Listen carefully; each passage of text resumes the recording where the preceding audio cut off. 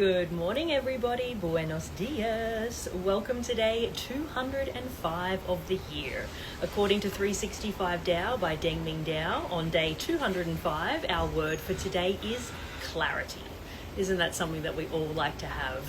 Hopefully you woke up well rested. You're starting some yin time on this beautiful new day, wherever you are in the world. The cycle of a new day, a new morning. Grab your book, grab your journal and something to write with. Find that nice quiet and comfy place. I'm in LA, so there's not really too much quiet ever around here, but I'm trying my best. A nice quiet and comfy place where you're not going to be disturbed for the next 15 minutes or so while we read together.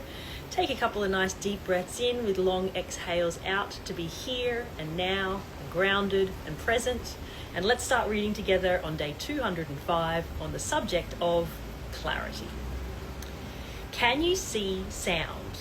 Can you hear light? Can you unite your senses? Can you turn inward? What we are all seeking is clarity. Forget about religious rationalizations. Forget about elaborate explanations. What we all want is clarity. What we abhor is ignorance. Ignorance confuses us, brings us misfortune and sorrow, and makes us miserable.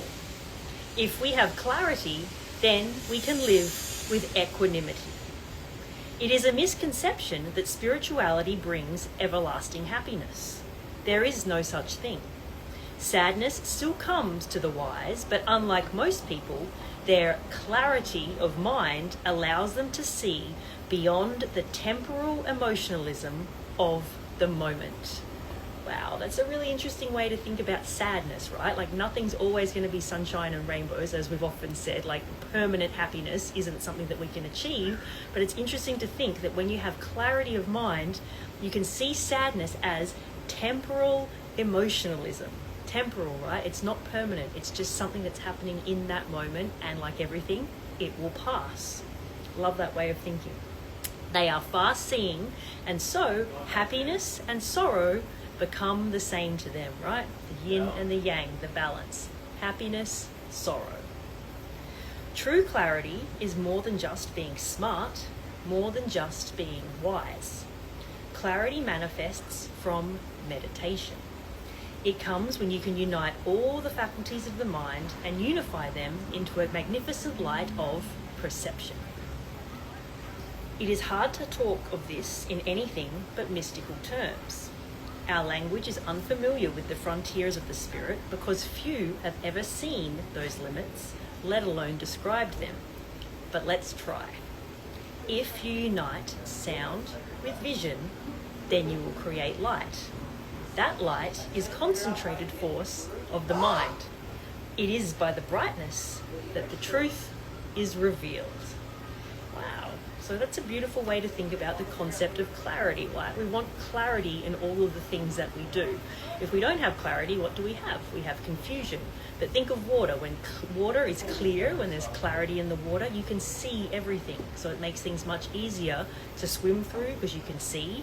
There's nothing that you have to, look out for because everything's right in front of you. Whereas if the water isn't clear, it's murky, there's other things going on, there's silt or other things in the water, it's harder for you to move forward because you don't have the clarity. So using the analogy of water, like we do a lot in the Tao, is a great way to think of having clarity in what you do in life. Clarity in your mind, clarity with what you want to achieve for the day, clarity on what happened during your day. Depending on how you want to do your journaling practice, you can look at this as a clarity.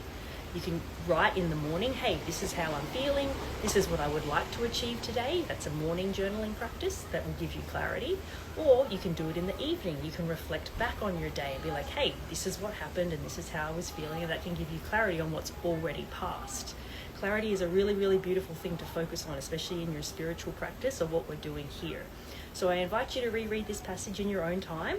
Pull out anything that really resonates with you. You might want to meditate on it. You might want to use it as your journaling prompt. And I wish you a beautiful day on day 205 of the year, full of clarity, no matter what you choose to do today. Thank you so much for being here, and I will check in with you tomorrow.